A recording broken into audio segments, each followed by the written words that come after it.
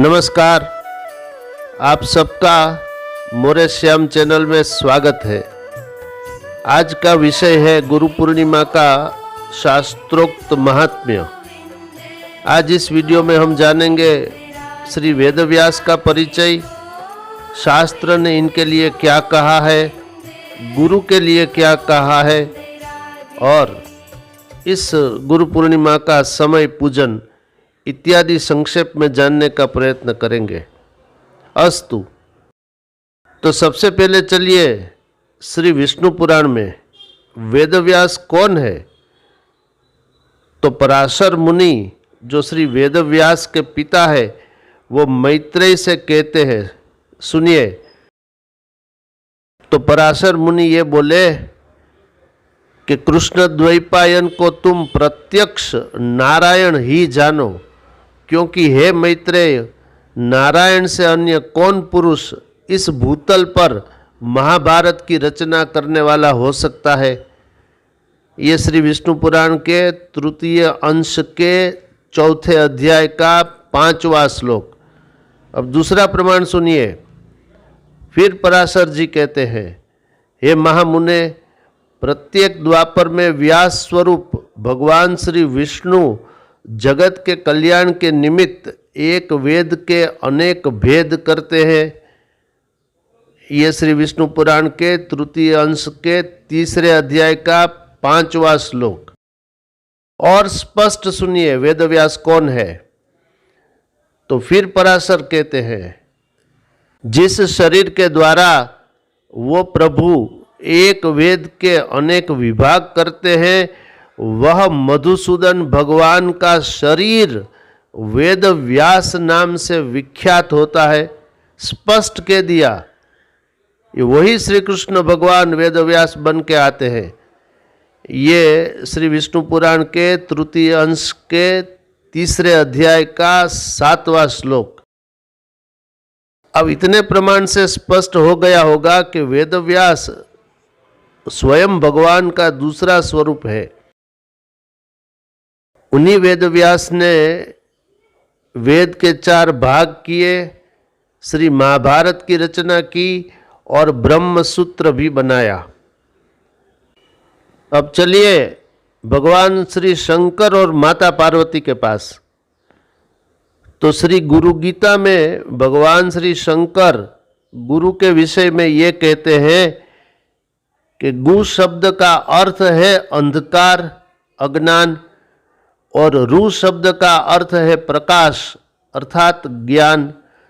तो अज्ञान को नष्ट करने वाले जो ब्रह्म स्वरूप प्रकाश है वह गुरु है, इसमें कोई संशय नहीं है। ये भगवान शंकर बोले माता पार्वती से। ये प्रमाण श्री गुरु गीता के प्रथम अध्याय का 33वां श्लोक। फिर सुनिए भगवान शंकर क्या कहते हैं। गुकार अंधकार है और उससे दूर करने वाला रूकार अज्ञान रूप अंधकार को नष्ट करने के कारण ही गुरु कहलाते हैं। ये श्री गुरु गीता के प्रथम अध्याय का 34वां श्लोक। फिर भगवान शंकर कहते हैं, इस पृथ्वी पर त्रिविध ताप रूपी अग्नि से जलने के कारण अशांत हुए प्राणियों के लिए गुरुदेव ही एकमात्र उत्तम गंगा जल है। ऐसे श्री गुरुदेव को नमस्कार है। ये श्री गुरु गीता के प्रथम अध्याय का 42वां श्लोक था। हमारे शास्त्रों वेदों में भरा पड़ा है। देखिए, चलिए अब तुलसीदास जी के पास, वो क्या कहते हैं। तो श्री तुलसीदास जी ने श्री रामचरितमानस में पहले ही कांड बाल कांड में प्रथम ही गुरु वंदना की है। वही तुलसीदास लिखते हैं, गुरु बिनु भवनिधि तरई न कोई, जो बिरंची शंकर सम होई। अर्थात गुरु के बिना कोई भवसागर नहीं तर सकता, चाहे वो ब्रह्मा जी और शंकर जी के समान ही क्यों न हो। कहाँ तक कहे, वेद से लेकर रामायण तक बहुत प्रमाण है गुरु वंदना के लिए, गुरु पूजन के लिए, गुरु की महत्ता दर्शाने के लिए। आइए अब हम जानते हैं इस वर्ष गुरु पूर्णिमा कब है। तो विक्रम संवत 2078 ईस्वी सन 2022 तारीख 13 जुलाई बुधवार के दिन गुरु पूर्णिमा का पावन पर्व है। उस दिन पूर्णिमा तिथि सुबह 4:02 से प्रारंभ होती है। पूरे दिन गुरु पूर्णिमा का पावन पर्व है।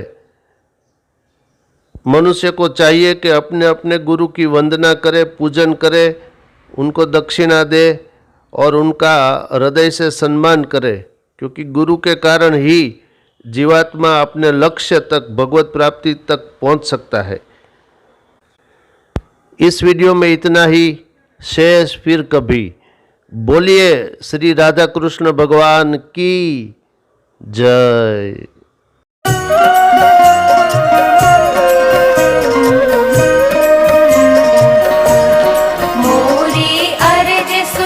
श्री राधे राधे अर्ज सुनो, श्री राधे राधा रानी सुनो, राधा रानी सुनो। मोहे श्याम से तू मिलवा दे, मोरा जन्म सफल करवा दे, राधा रानी।